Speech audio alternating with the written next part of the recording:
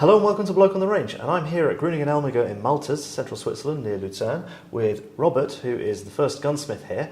And although Grünig and Elmiger is mostly known for target rifles, specifically 300 metre target rifle gear and upgrades for Sturmgewhehr 57s inside of Switzerland, Robert has a free hand in the workshop to do all sorts of interesting custom work. And we were both on the same fun shoot at Grünig Indoor a while back, and we've already done a video on that, link up in the corner, and there'll be one in the description below. But Robert brought along this rather interesting little thing. So, would you like to take us through it? Okay, I will try to give you some details on this one. This is kind of a fun project I did some time ago, and I like to modify Swiss rifles sometimes in a way that you don't really see anymore on the first view what is it. And but of course the performance is very important. So in this case we have basically a PE57, which is the civilian version, the semi-auto only version. And I just was thinking about to make it more comfortable to freehand shooting. And certainly, having shot it freehand, it is the softest and smoothest shooting 57 I've ever fired. So, should we bring the camera over to the workbench and have a closer look? Okay. That's inhuman. So you built this on a PE57 rather than a Sturmgewhehr 57. Any Yes. particular reason? The reason is mostly that you can cut the barrel without a special permission. Oh yes, there's Ausnahmebewilligung. there's some funny rules around ex-army Yes. rifles. There's a specific, Exactly. special. The original army rifles are restricted to change unless you have an Ausnahmebewilligung. So an exception permit. Exactly, yes. That makes a lot of sense. So if we start at the back, this is kind of FG42, kind of MG34, MG42. Yes, basically this is a freehand. I made this freehand from a solid bar of walnut, and it is attached to the original mainspring housing of the 57. I like this shape. I don't know why, but it looks dangerous. It looks, I don't know. The silhouette is very unique, very unique. And if you see some old Swiss prototypes, they were playing around with different stock designs. They try to copy FG42 elements with the side magazine and things like this. And so there has always been a certain influence into the Swiss assault rifle from this side. There's certainly quite a lot of FG42 going on in a 57, not in the internal mechanics, but in terms of the sights and the overall layout. It's already obviously not the magazine, but the inline layout and the way all that goes together. Pistol grip, did you make that yourself? Yes, the same. I like it smooth. I don't like all this thumb rest and the finger rest. I don't like this. I like it straight and smooth. I agree. And then 4 inches, the big flaw with the 57. The 4-2. This is kind of still. I made this a bit quick. This is not really. My intention was or is in the future to make another one that goes more nice around all the original shape. Yeah. Nice, tight fitting, and maybe even make a upper half. But this is something maybe for the future. Mm-hmm. I also changed the handle. As you can see, I don't like the tiny handle. I like to have something like this. Mm-hmm. And also change the angle.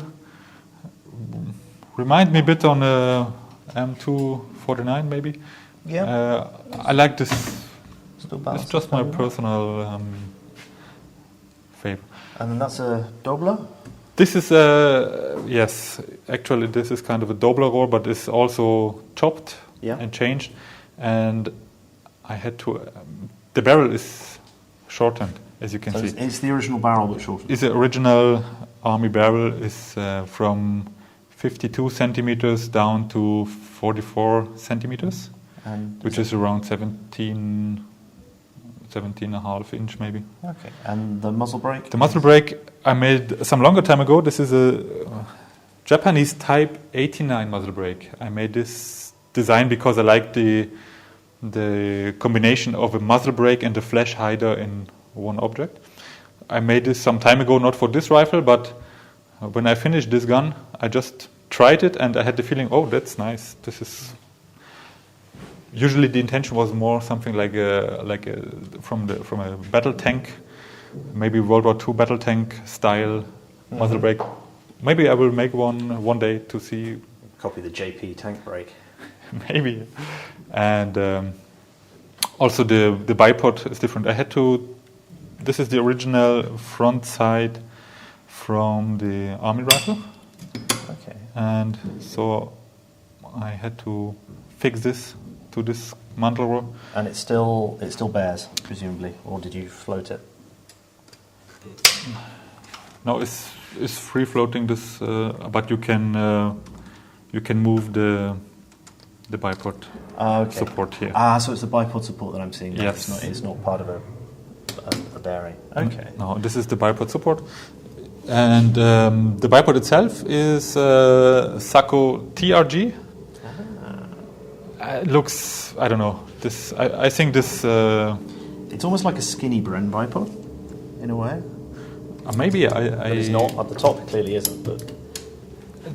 But the style is it's definitely similar, and I like this kind of style. The full steel construction. This is what this rifle needs. There is no.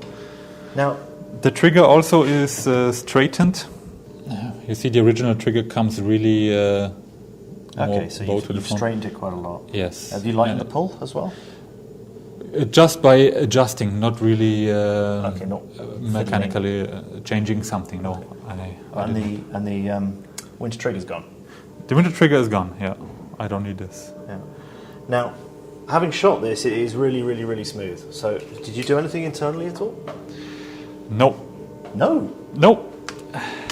Not Why necessary. Why does it shoot so smooth then? Yeah, I think I was a bit surprised myself, to be honest.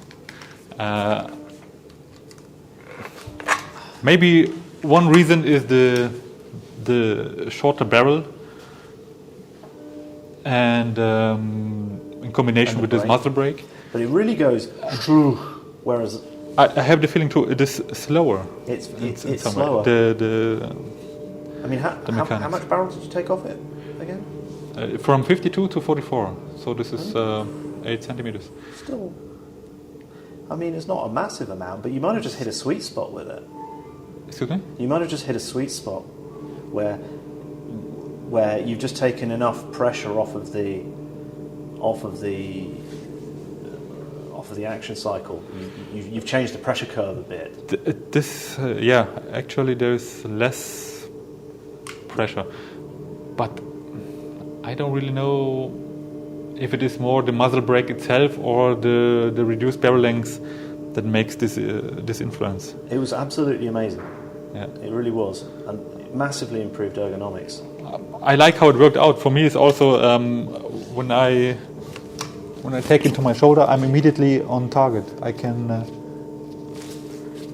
This is just perfect. Yeah. Well, the only other detail is this old-fashioned. Three-position. Three-position diopter. Diopter here, yes. It was certainly one of the rifles that attracted the most attention at our range day. Yeah, I think so. There was quite some attention on this because of the unique design. First, you don't know what is it at the first view, and shooting it is really a pleasure. Absolutely is. Absolutely is.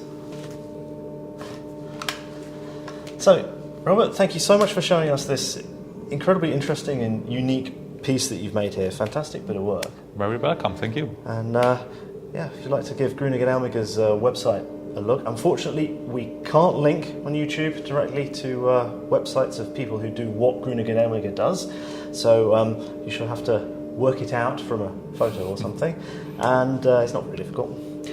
And so thank you all for watching. I hope if you survived this far, clearly you've enjoyed it, so thank you so much. Please consider liking and subscribing, and thank you very much to our patrons who fund the channel and keep it ticking along nicely. And if you haven't become a patron yet, please consider doing so, because it really helps me take an afternoon off of work to come down here and film multiple things with great guys like Robert. So thanks a lot, and see you all again sometime. Bye.